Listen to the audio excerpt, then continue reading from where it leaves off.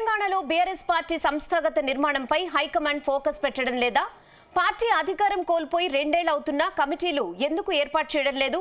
ఫిబ్రవరిలోనే కమిటీల నియామకం ఉంటుందని ప్రకటించిన గులాబీ బాస్ కేసీఆర్ ఇప్పుడు ఆ ప్రస్తావనే మర్చిపోయారా? వరుసగా ఎదురు దెబ్బలు తగులుతున్న పార్టీ బలోపేతం, కొత్త కమిటీల భర్తీ ఎందుకు చేయడం లేదు? ఈ విషయంలో బీఆర్ఎస్ పార్టీలో ఎలాంటి చర్చ జరుగుతోంది? Let's watch.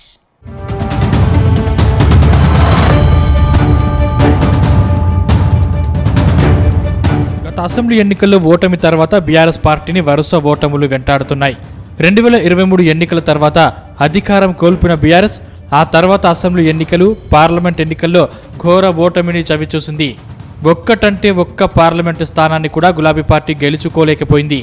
ఆ తర్వాత జరిగిన ఎమ్మెల్సీ ఎన్నికల్లో పోటీకి సైతం బీఆర్ఎస్ సాహసం చేయలేదు. కంటోన్మెంట్, జూబ్లీహిల్స్ ఉప ఎన్నికల్లో సైతం అధికార కాంగ్రెస్ చేతిలో కారు పార్టీ అడ్రస్ గల్లంతైంది. ఇక డిసెంబర్లో జరిగిన సర్పంచ్ ఎన్నికల్లో బీఆర్ఎస్ పార్టీ అనుకున్న దానికంటే ఎక్కువగానే గెలుచుకోగలిగింది. తాజాగా జరిగిన మున్సిపల్ ఎన్నికల్లో సైతం బీఆర్ఎస్ పార్టీకి చేదు ఫలితాలను మిగిల్చాయి. 30 స్థానాలకు పైగా గెలుచుకుంటామని భావించినా సాధ్యం కాలేదు.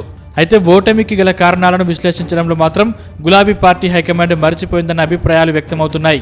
మరోవైపు పార్టీ సంస్థాగత నిర్మాణంపై కారు పార్టీ పెద్దలు దృష్టి పెట్టకపోవడంపై నేతలు చర్చించుకుంటున్నారు. గతంలో కమిటీలు వేస్తామని, మెంబర్షిప్ డ్రైవ్ కూడా స్టార్ట్ చేస్తామని చెప్పినా ఇంకా దానిపై పార్టీ దృష్టి పెట్టడం లేదని సొంత పార్టీ నేతలే తెగ చర్చించుకుంటున్నారు.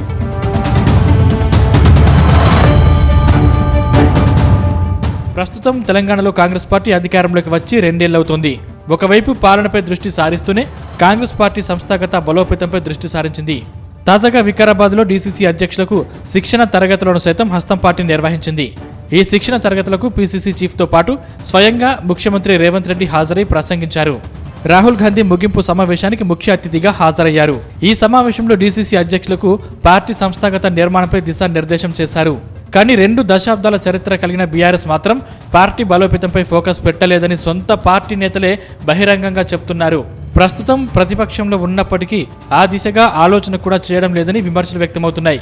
నిజానికి గులాబీ పార్టీకి రాష్ట్ర కమిటీ కూడా లేకపోవడం ఆ పార్టీ నాయకత్వం నిర్లక్ష్యానికి నిదర్శనమని చర్చించుకుంటున్నారు. ఇక గ్రామ స్థాయిల నుంచి రాష్ట్ర స్థాయి కమిటీలు కొత్తవి వేస్తే యువత కూడా యాక్టివ్గా పనిచేస్తుందని చర్చించుకుంటున్నారు. అలాగే పార్టీ అనుబంధ సంఘాలు ఉన్నాయో లేవో కూడా అర్థం కాని పరిస్థితులు ప్రతిపక్ష బీఆర్ఎస్లో ఉన్నాయి.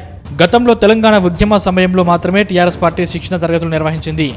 తర్వాత అధికారంలోకి వచ్చాక ఎన్నడూ సంస్థాగత నిర్మాణంపై కానీ, శిక్షణ తరగతుల గురించి కానీ ఆలోచన చేయలేదని పార్టీ నేతలు అనుకుంటున్నారు. ఇదే సమయంలో ప్రధాన ప్రతిపక్షంగా ప్రజా ఉద్యమాలను నిర్మించడంలో బీఆర్ఎస్ నాయకత్వం ఆలోచన చేయడం లేదని సొంత పార్టీ నేతలే గుసగుసలాడుతున్నారు.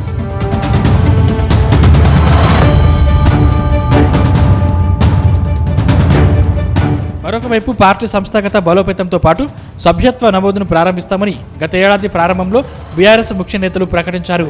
గత ఏప్రిల్ 27న బీఆర్ఎస్ సిల్వర్ జూబ్లీ సభను వరంగల్లో గ్రాండ్గా నిర్వహించింది.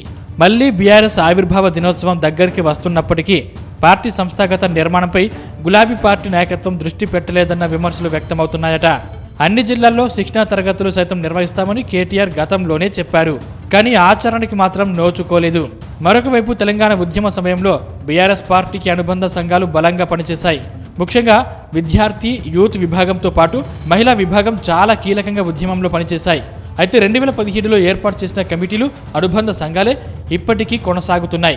గత అసెంబ్లీ ఎన్నికల కంటే ముందు మహిళా అధ్యక్షులుగా ఉన్న గుండు సుధారాణి పార్టీని వీడినప్పటికీ ఇప్పటికీ ఆమె పోస్టు భర్తీ చేయలేదు.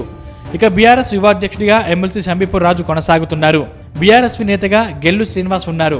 విద్యార్థి, యూత్, మహిళా విభాగాలతో పాటు రైతు, కార్మిక, ఎస్సీ, ఎస్టీ విభాగాలకు భర్తీ చేయాల్సిన అవసరం ఉందన్న అభిప్రాయాలు బీఆర్ఎస్ క్యాడర్లో వ్యక్తమవుతున్నాయి.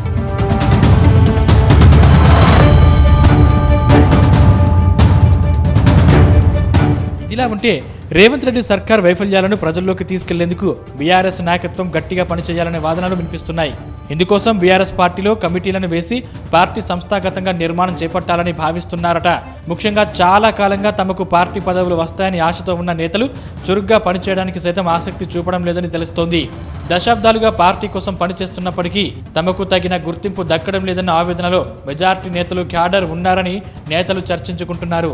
పార్టీ సంస్థాగత నిర్మాణంపై దృష్టి పెట్టాలని నేతలు కోరుతున్నారు.